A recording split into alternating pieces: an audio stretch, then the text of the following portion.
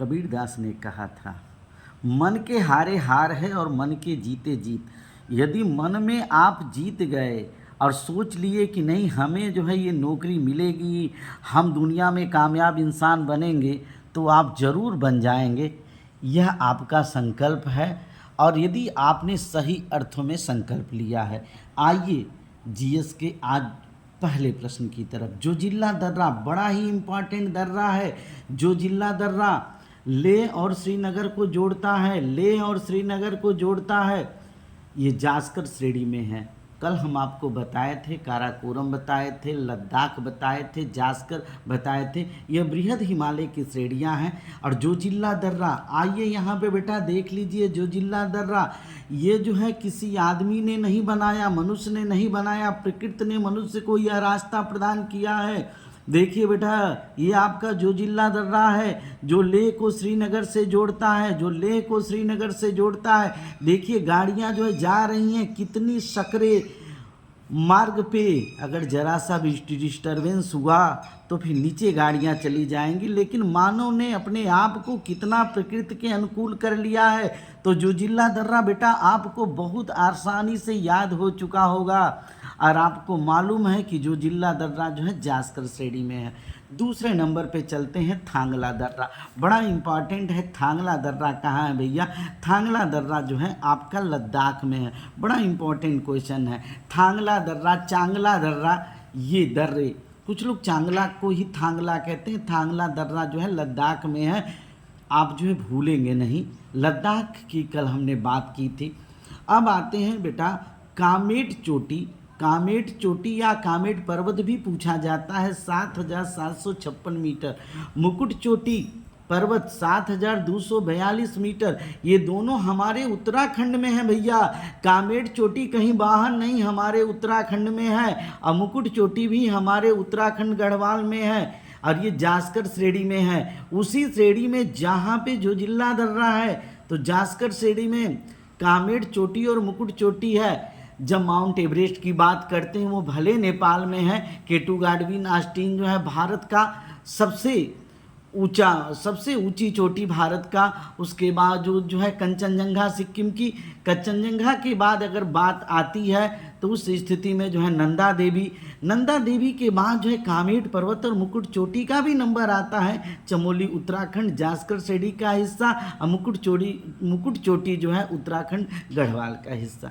अब आते हैं बेटा अगले प्रश्न की तरफ।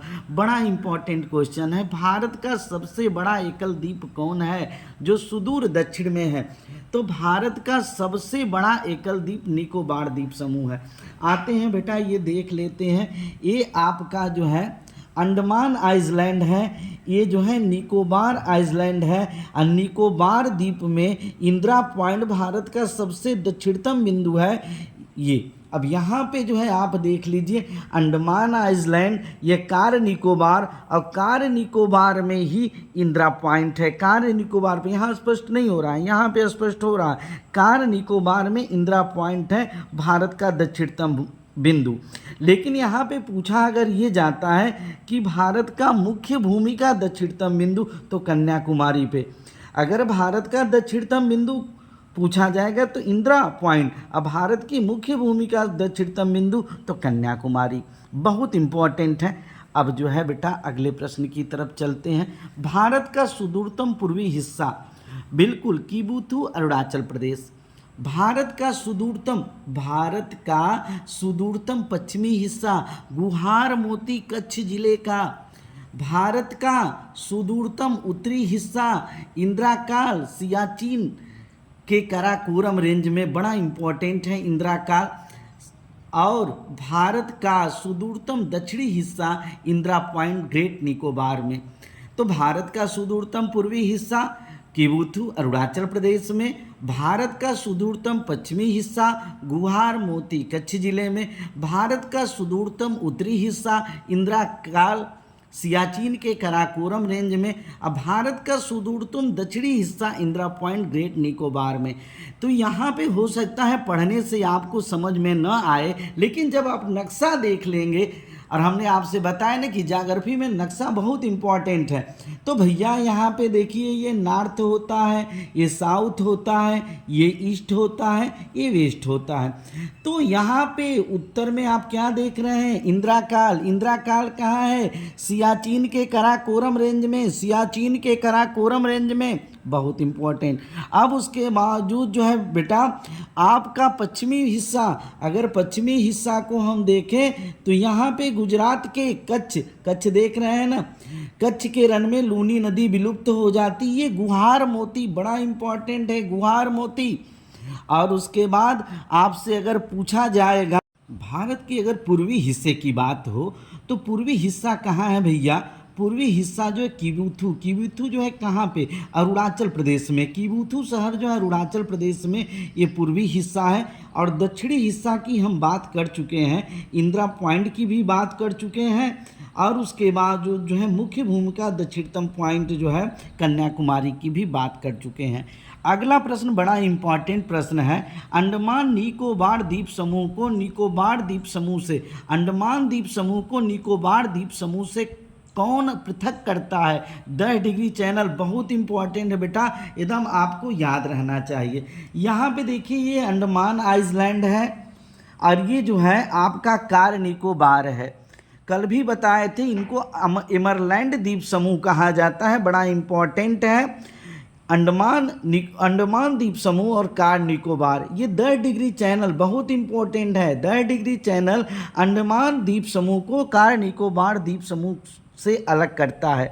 अब आते हैं बेटा, ये क्वेश्चन बड़ा इंपॉर्टेंट है कि उत्तरी अंडमान का उच्चतम बिंदु कौन है। उत्तरी अंडमान का, यहाँ पे देखिए अंडमान का उच्चतम बिंदु कौन है, तो अंडमान का उच्चतम बिंदु जो है सैडल पीक, सैडल पीक बहुत आसान है।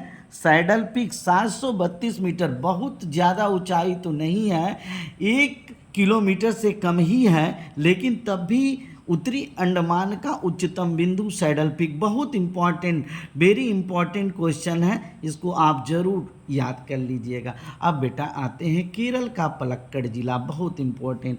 पश्चिमी घाट की नीलगिरी की पहाड़ियाँ, बड़ी खूबसूरती वाली पहाड़ियाँ में स्थित मूक घाटी, साइलेंट वैली को मूक घाटी के नाम से भी जाना जाता है, अपनी जैव विविधता के लिए बहुत प्रसिद्ध है। और कल भी बताए थे कि पश्चिमी घाट और पूर्वी घाट का मिलन स्थल नीलगिरी की पहाड़ियाँ हैं, और नीलगिरी की पहाड़ियों में स्थित मूक घाटी, साइलेंट वैली। और केरल का पलक्कड़ जिला हर बिंदु इम्पॉर्टेंट है।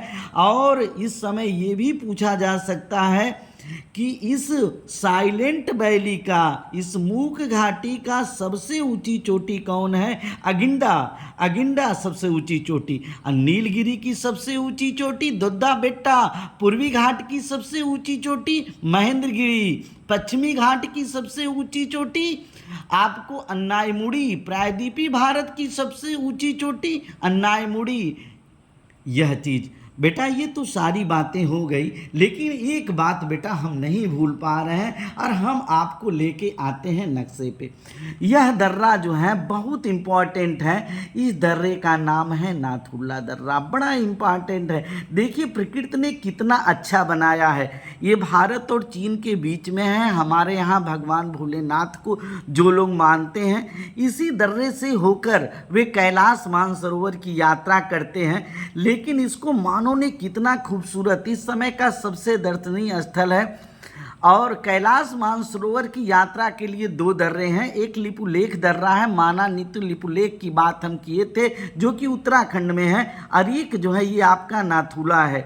नाथुला दर्रा आपके सिक्किम में है, नाजेसी, नाथुला, जेलेप्पा सिक्किम की बात हम कर चुके हैं। लेकिन देखिए कितना बढ़िया, गाड़ियों की पार्किंग कितना बढ़िया से, कितना अच्छी तरीके से है। और इस दर्रे से होके लोग जो है भगवान भोलेनाथ के यहाँ जाते हैं, कैलाश मानसरोवर की यात्रा करते हैं। बड़ा सामरिक महत्व है इस दर्रे का। नाथुला दर्रा is one of the most important दर्रा कैलाश मानसरोवर यात्रा के लिए। इसमें कम दूरी पैदल चलना पड़ता है, जबकि लिपुलेख दर्रा में जो है अधिक दूरी जो है चलना पड़ता है। तो बेटा हम ये चाहेंगे कि नहीं, इसी तरह की वीडियो देखने के लिए अब मात्र 87 दिन और 87 दिन है। एक दिन में 2 वीडियो थोड़ा सा एक आध दिन के अंतर पे चढ़ सकता है, लेकिन हम क्रम वाइज दे रहे हैं। और यह जो है जीएस फॉर ऑल एग्ज़ाम का यह 17वां वीडियो होगा। और इस तरह से वीडियो देखेंगे, मात्र 90 दिन में आपकी अच्छी तैयारी हो जाएगी।